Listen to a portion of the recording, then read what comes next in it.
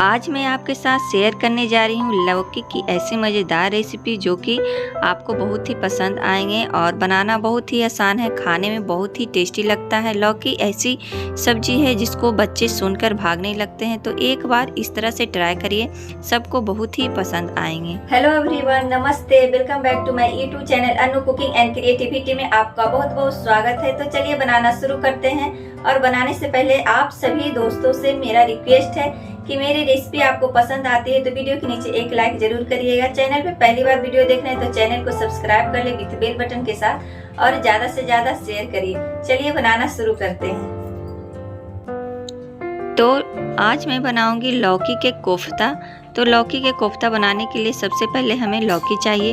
तो ये देखिए, मैं पहले मेरे पास जो था मैं उसको सब्जी बना चुकी थी और ये इतना बचा हुआ था, तो मैं इसको बनाऊंगी। सबसे पहले इसको अच्छे से छील कर धो लेना है और इसको मैं ग्रेट कर ली हूँ, कद्दूकस कर ली हूँ और इसका सारा जूस इस तरह से निचोड़ कर निकाल लेना है।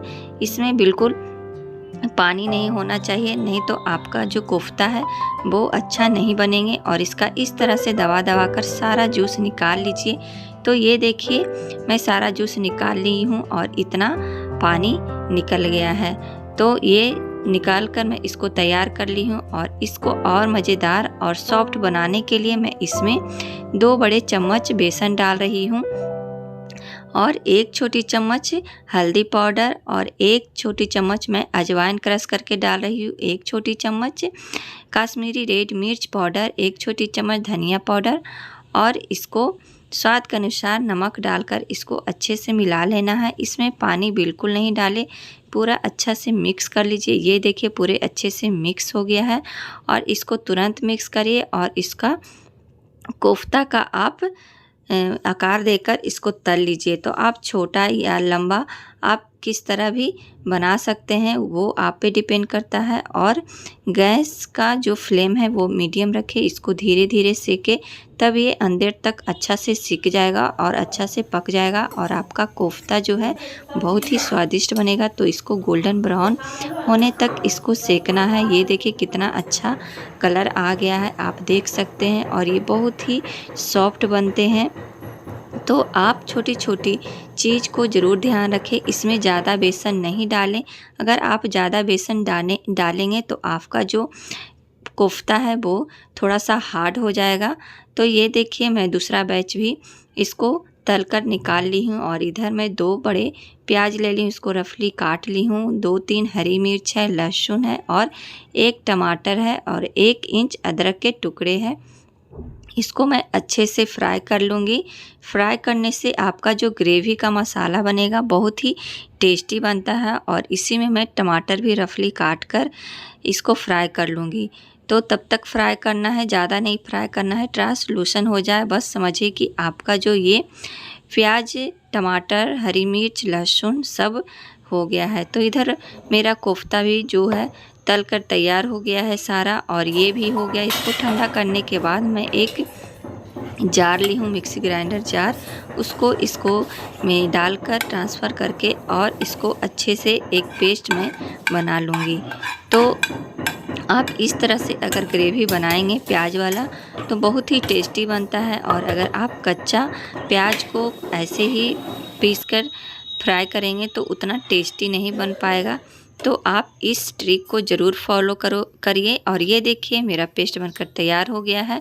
और इधर तेल भी मैं गरम कर ली हूँ। यहाँ पे मैं मस्टर्ड ऑयल ली हूँ, 1 छोटी चम्मच जीरा ली हूँ और 1 सूखी लाल मिर्च ली हूँ, 1 छोटी चम्मच हल्दी पाउडर और रेड मिर्च पाउडर डालकर ये प्याज का जो पेस्ट है डालकर मैं इसको अच्छे से मिक्स कर लूँगी। आप ध्यान रखें, पहले आप जो हल्दी और लाल मिर्च पाउडर मैं डाली हूँ, ये डालने से आपका जो ग्रेवी का कलर है बहुत ही अच्छा आएगा। और साथ में मैं डाली हूँ ब्लैक पेपर पाउडर, जीरा पाउडर, धनिया पाउडर और स्वाद के अनुसार नमक डालकर इसको मैं 5 मिनट के लिए ढककर अच्छे से पकाई हूँ।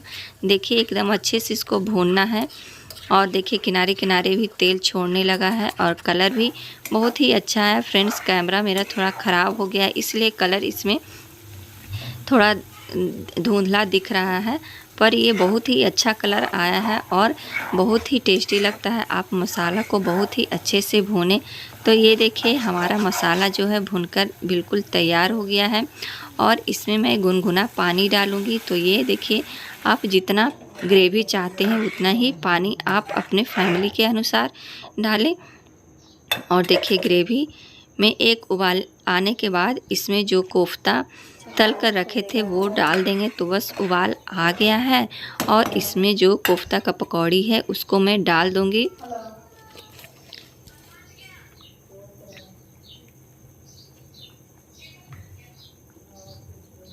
और ऊपर से मैं डाल रही हूँ गरम मसाला पाउडर, क्योंकि मैं पहले नहीं डाली थी।